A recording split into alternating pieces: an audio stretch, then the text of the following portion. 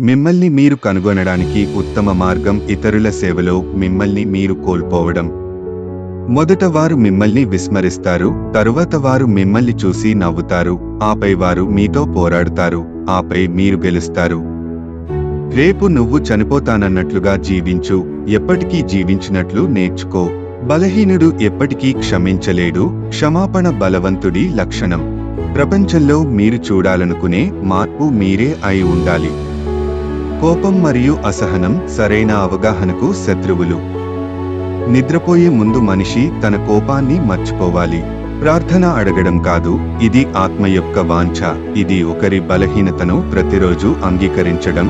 హృదయం లేని మాటల కంటే మాటలు లేని హృదయాన్ని కలిగి ఉండటం ప్రార్థనలో మంచిది. అన్ని మతాల సారాంశం ఒకటి. వాటి విధానాలు మాత్రమే భిన్నంగా ఉంటాయి. ఆరోగ్యమే నిజమైన సంపద మరియు బంగారం మరియు వెండి ముక్కలు కాదు.